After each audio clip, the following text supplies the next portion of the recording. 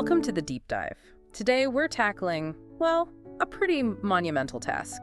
That's putting it lightly. We are diving into Volume 5 of Ibn-e-Khaldun's huge work, Kitab al-Ibar, and we're trying to make sense of an entire era of really just immense historical transformation. It's a challenge. Yeah. For anyone who's ever opened this volume, it feels less like a story and more like a high-speed map of a tectonic collision. Exactly. A geological catastrophe is a great way to put it. Because you have these four gigantic world-shaping forces all crashing into each other at the same time. The sources in this volume, they just lay it all out. So let's name them. First, you have the slow, really agonizing collapse of the Seljuk Empire. Right. Then the almost instantaneous rise and fall of the Khwarazm Shahs who tried to replace them. Then you have the Crusaders, the Frangicon, as the sources call them, pushing relentlessly from the west. And finally, the big one, the one that changed everything, the Mongol advance, which Garland just calls the Tufan. The storm. The storm, yeah. It's a perfect word for it. It was a force of nature. So that's our mission for this deep dive. We're going to build that map for you, the listener. The goal here is to pull out the absolute core information. The key players, the critical battles. And the political dynamics that really reshaped the Near East, the Mashriq, during this period.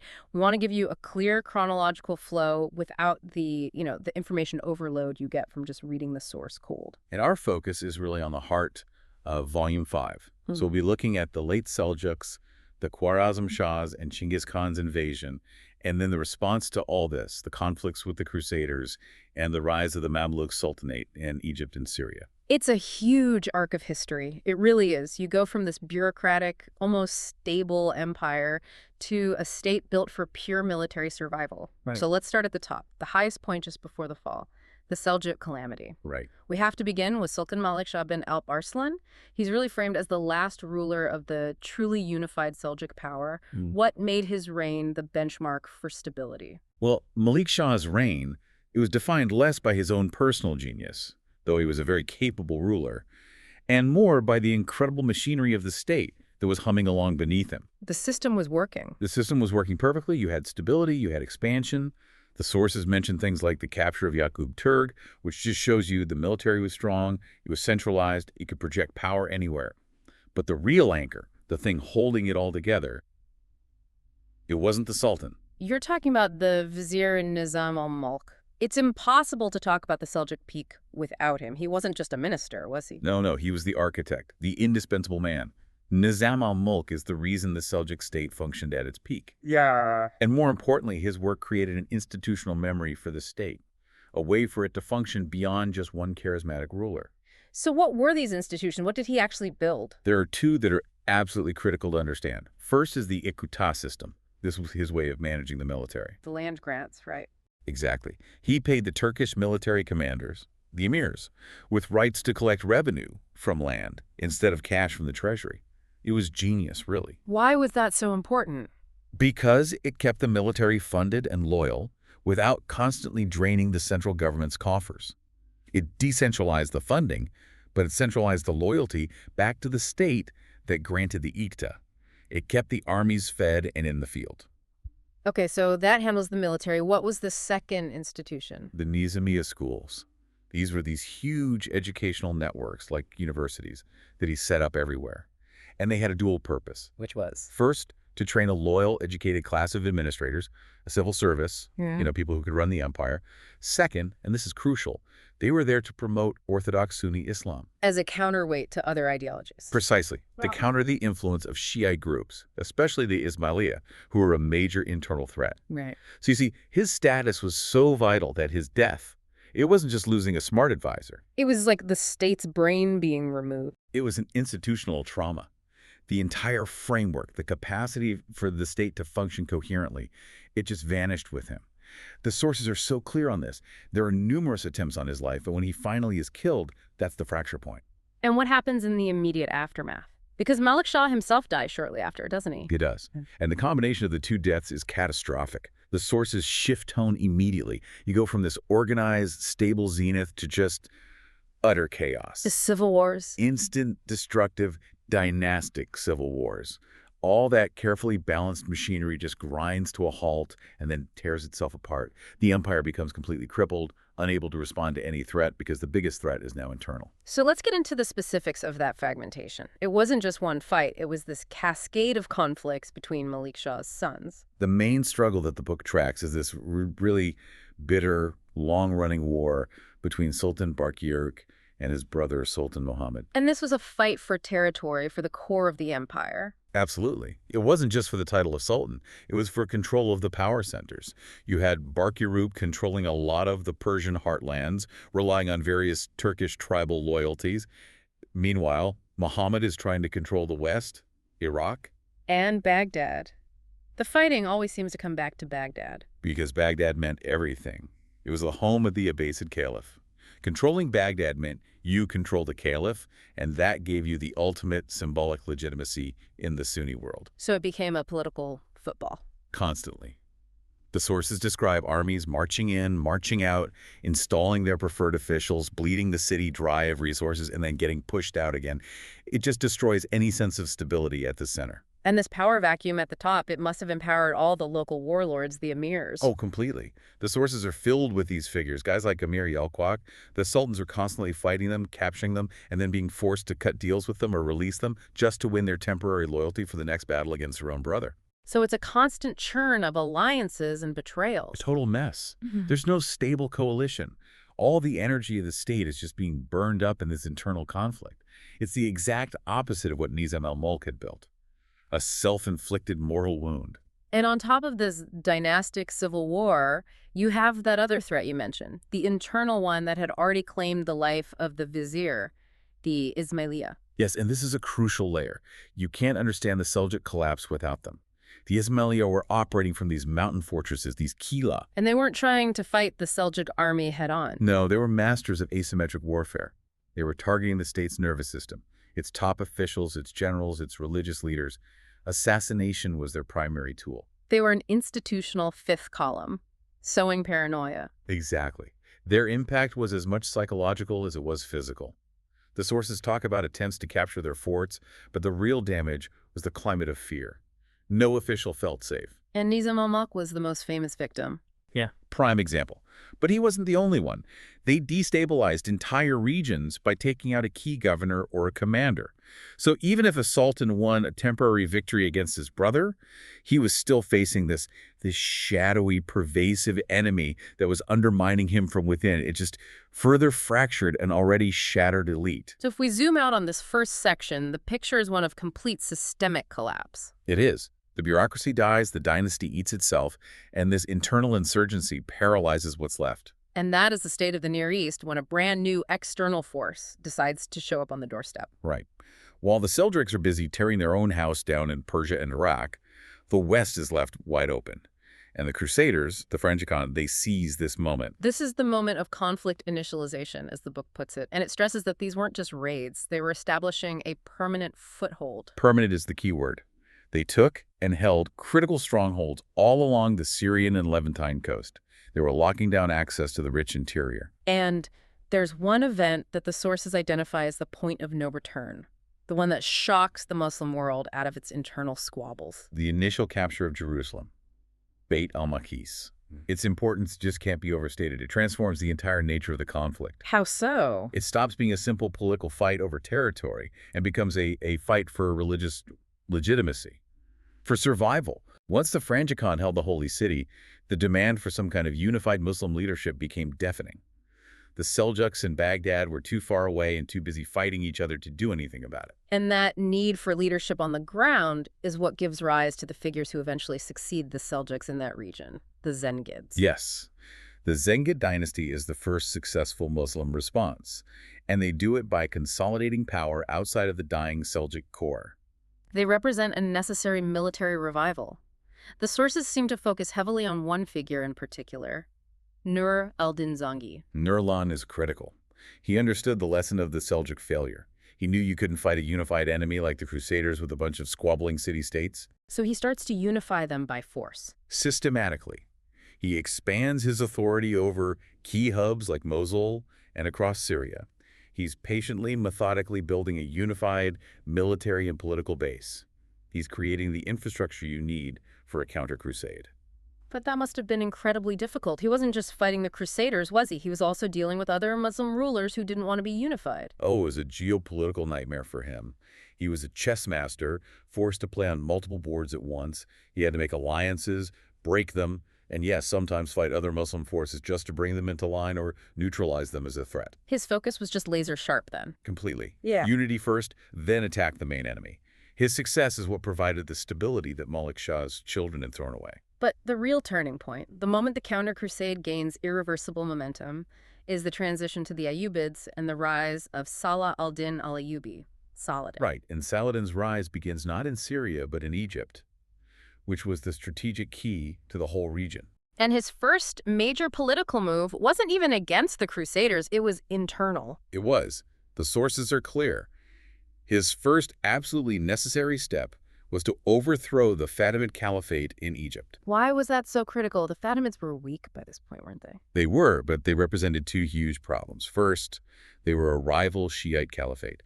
So for centuries, the Islamic world was facing the Crusaders while also being fundamentally split at a religious and political level.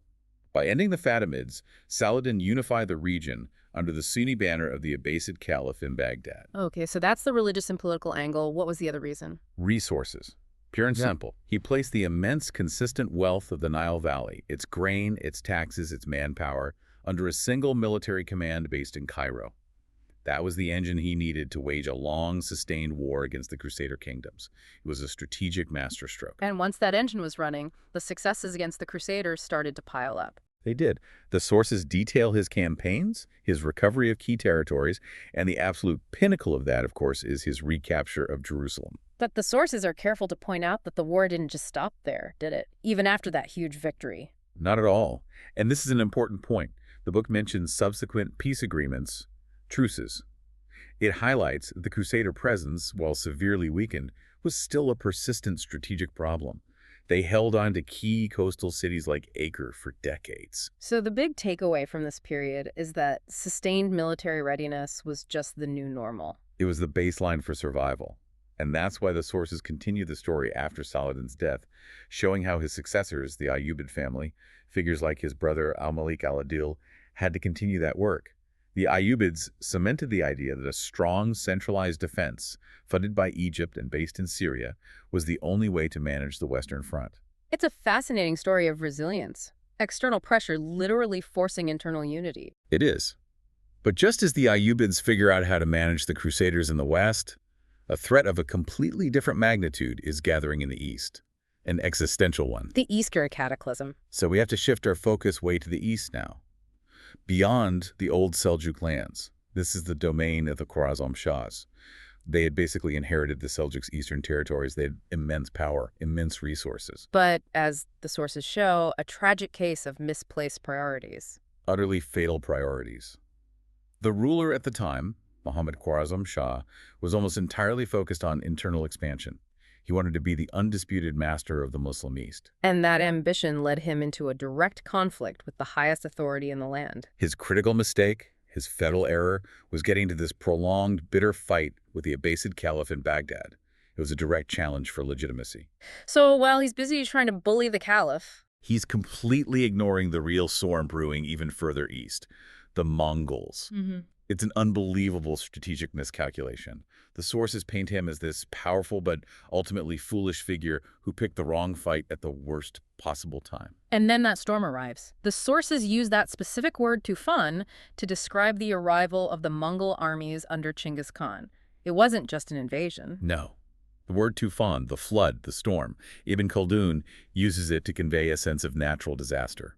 This wasn't a normal army seeking land or tribute. This was a force that brought about total destruction. Barbari, ruin. Cities wiped off the map, populations massacred. Political structures just vaporized. The sheer scale and speed of the conquest must have been psychologically shattering for a world used to the much slower, more contained warfare against the Crusaders. And this wasn't just a military defeat, it was the end of their entire political world. Yes. And the volume dedicates a huge amount of space to this catastrophe, which tells you how important it was.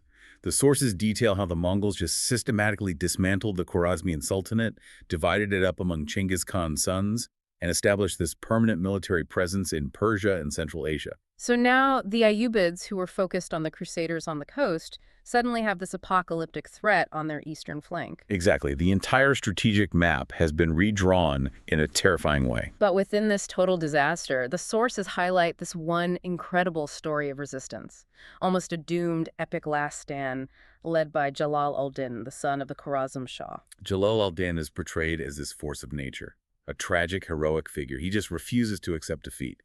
He spends the rest of his life leading this desperate fighting retreat. His movements are described as relentless, aren't they? Absolutely dizzying. He's fighting across Khorasan, into Iraq, pushing all the way into Syria. He's desperately trying to rally anyone and everyone into a unified coalition to fight the Mongols. He's effectively a one-man shield, trying to buy time for the rest of the Islamic world. But the sources reveal the central tragedy of his campaign. He wasn't just fighting the Mongols. He was constantly having to fight other Muslim rulers.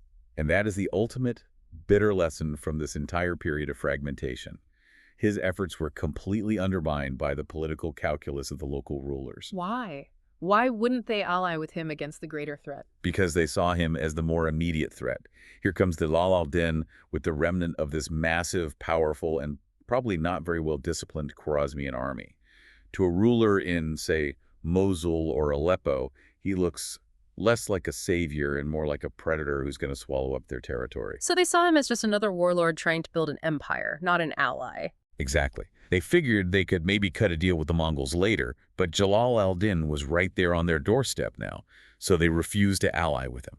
In some cases, they actively fought against him. Which made any kind of unified stand impossible. It doomed his efforts. He was worn down fighting on two fronts, and his end is shrouded in mystery. He basically vanishes, probably killed by Kurdish tribesmen while on the run. The ambiguity of his death just speaks to the chaos that finally consumed his campaign. It's the same lesson as the Seljuk collapse, just on a much more brutal scale. Fragmentation in the face of a unified enemy is a death sentence. And this brings us to the final, crucial point of this section. The Mongol presence wasn't a one-time event. It wasn't a storm that passed. It became a permanent feature of the landscape. An ongoing military reality. The sources emphasize that even after the first wave, you have subsequent Tatar and Mongol forces constantly raiding, pushing west. This meant that the remaining powers in Syria and Egypt had to completely restructure their states for permanent, high-alert military readiness. Governance itself had to change. And that need for a new kind of state, one built purely for war, leads us directly to the ultimate consequence of this whole era. The final shield. The Mamluk Sultanate. The rise of the Mamluks is the final answer. It's the structural solution to the simultaneous crushing pressures of the Crusaders in the west and the Mongol Tufan in the east. And it emerged from the Ayyubid military structure, but it was something fundamentally different. Very different. It wasn't a dynasty based on bloodline. It was a military-driven government built from the ground up for one purpose: conflict management. Unlike the Seljuks, with their reliance on bureaucracy, the Mamluks relied on one thing: martial merit. If the Mamluk state is the ultimate shield, the sources seem to point to one man as its cornerstone: Sultan Baybars, Al-Zahir Baybar. Baybars is the man who truly forges the Mamluk state. He provides two things that were desperately needed: stabilization and mobilization. What do you mean by stabilization? Well, the early Mamluk period, right after the end of the Ayyubids in Egypt, was incredibly turbulent. Baybars came in and solidified the government. He put an end to the internal chaos. But the moment he did that, he immediately turned outward. Mobilization. Constant, aggressive mobilization. The sources detail his almost non-stop campaigns. He's fighting the Crusaders in Syria, then racing east to fight the Mongols, then back again. He understood that the only way to survive was to be on a permanent war footing, a proactive defense. He was effectively telling the entire region, there is a new power here, and we are here to fight, and we can win. And he proved it, over and over again. Yeah. By successfully engaging both enemies, he established the Mamluks' legitimacy. Their right to rule wasn't inherited from a prophet or a noble family. It was earned on the battlefield. And that strength was sustained. It wasn't just a flash in the pan with Baybars. His successors continued the work, didn't they? They did, especially Sultan Khwarazmian. He was another brilliant commander and administrator who really formalized the structures that Baybars had put in place. And the ultimate symbol of Mamluk success, the final victory, comes under Khwarazmian's son, al-Malik al-Ashraf Khalil. Right, the sources make a huge deal of this. Khalil leads the siege and finally achieves the capture of Acre. Why was Acre so significant? It was just one city. It was the last major Crusader stronghold in the Levant. Its fall in 1291 wasn't just another victory. It was the symbolic and effective end of the Crusader states. It was the closing of a 200-year chapter. And for the Mamluks? It was absolute proof that their system worked. It eliminated the Western threat, which allowed them to consolidate and focus almost entirely on the Mongol front in the east and on internal governance. It cemented their claim as the undisputed protectors of the heartlands of Islam. Okay, but here's the fascinating paradox that the sources present. Externally, they're this cohesive, incredibly successful military machine. But internally, the Mamluk state was built on constant, ruthless political drama. That paradox is the Mamluk secret. It's what made them so resilient. Their system was a military aristocracy, and it was built on vicious internal competition, Mamluk against Mamluk.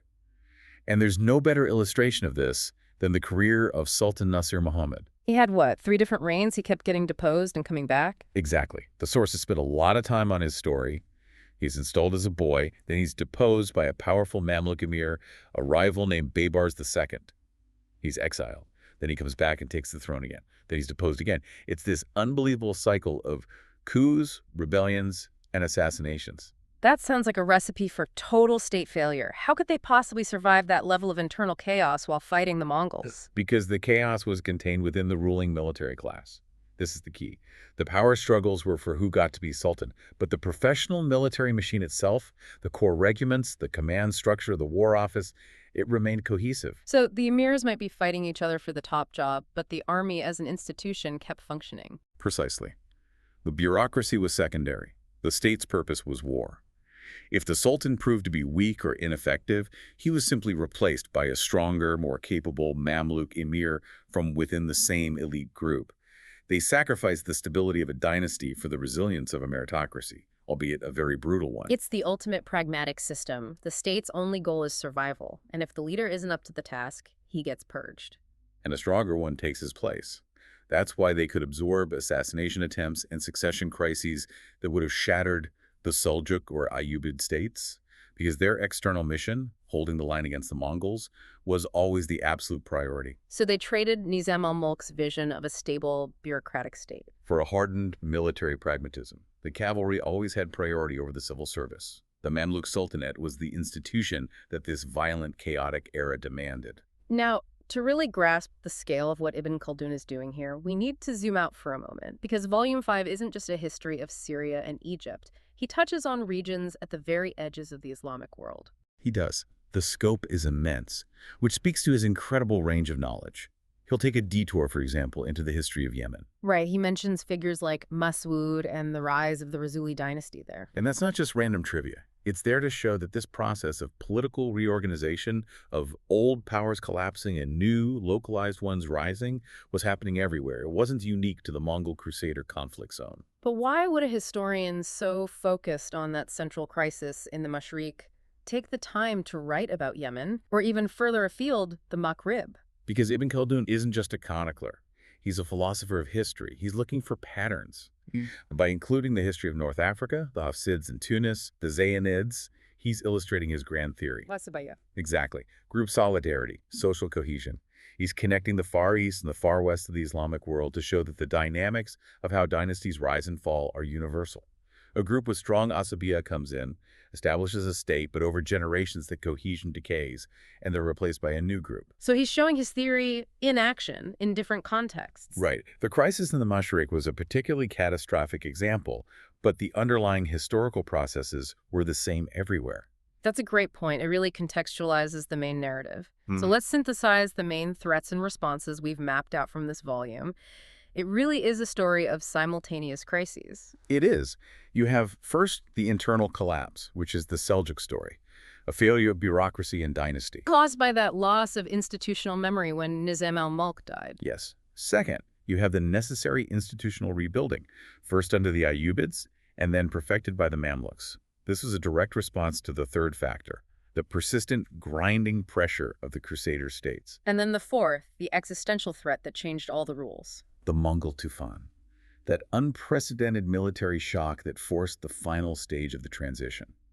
The whole story of this volume is that painful shift from a vast bureaucratic empire to a compact, centralized military defense system. From the Seljuks to the Mamluks. From Nizam al-Mulk's pen to Baybar's sword. The history here demonstrates so clearly that when faced with extreme external pressure, old political models often just break. And a new one based on military pragmatism is what survives. And succeeds. The Mamluk system, built for war, was the one left standing. Which really does lead us to a final, provocative question, doesn't it? I think it does. The whole volume builds towards it. We've just traced the destruction of that amazing administrative stability that Nizam al-Mulk built, and we've seen the chaos that followed. So the question for you, the listener, to think about is this. Given the overwhelming power of the Mongol invasion, combined with the constant pressure from the Crusaders, could any political structure that was less militaristic, less ruthlessly pragmatic than the Mamluk Sultanate have actually survived? Was the sacrifice of that elegant, civil service-driven state a necessary price to pay for survival? The Mamluks were internally a mess, a non-stop cycle of coups and betrayals. But externally, they were the wall that held. They stopped the Mongols cold at Anjalud, and they pushed the Crusaders into the sea. Maybe in an age of collision, that kind of ruthless resilience is the only thing that matters. An incredible deep dive into the sheer weight of history in this single volume. Something to really mull over. How quickly political stability can be traded for martial survival. A fascinating look into a time of collision and consequence. Thanks for helping us chart a course through it. It's always a pleasure.